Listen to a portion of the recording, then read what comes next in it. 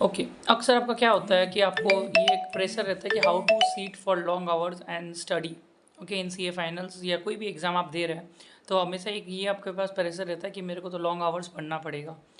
और long hours पढ़ना बहुत मुश्किल होता है। अब कोई आपको बोल दिया कि सीए फाइनल में आपको एटलीस्ट 10 to 15 आवर्स तो पढ़ना पड़ेगा।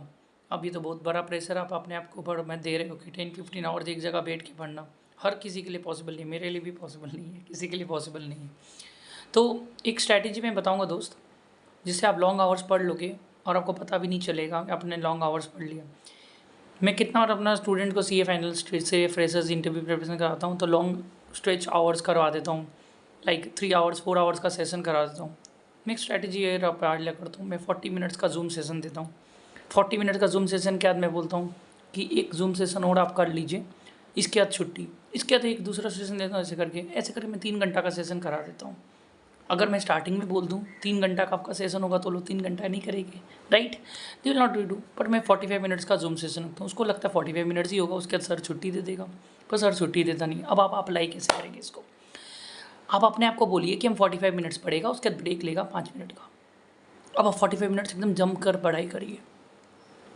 उसके बाद आप क्या करिए, आप ब्रेक लीजिए मत, एंड अनदर 45 मिनट्स आप पढ़िए, उसके 5 मिनट का ब्रेक लीजिए, फिर आप 45 मिनट्स। पर आप ऐसा प्रेशर मत डालिए कि हमको 6 आवर्स 10 आवर्स पढ़ना है। जब एकदम बोरिंग हो जाता है देन, या आपको एकदम आलस आ रहा है, आप नींद आने लग गया, दैट इज़ द टाइम आपको हाफ एन आवर का नैप लेना है। पर प्रेशर क्रिएट ही मत करिए ना अपने पास में कि आपको इतना ही आवर्स पढ़ना है।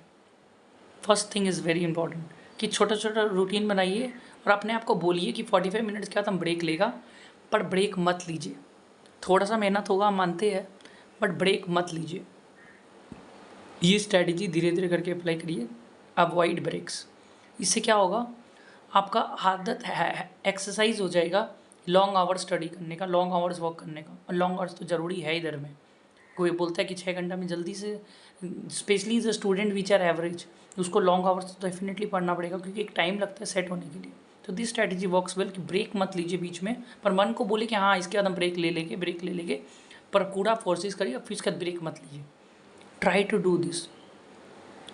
Do this. अपना ब्रेन को बोलिए कि हम लेगा ब्रेक, पर ब्रेक मत लीजिए। Number 1।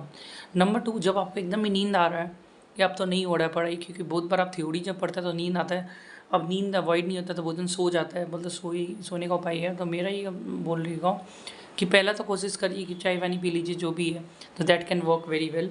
But the thing that can really work well, I say okay, कि जब आपको एकदम ही नींद आ रही है या कुछ आपका डिस्ट्रैक्ट कर रहा है कोई भी चीज़, तो आपने एक रफ पेपर रखिए, एक नोट पैड रखिए, उसमें जो भी पढ़ रहे हैं उसको लिखने लग जाइए बिना देखे, लिखिए बिना देखे लिखने लग जाइए, लिखिए बिना देखे लिखने लग जाइए, ठीक है।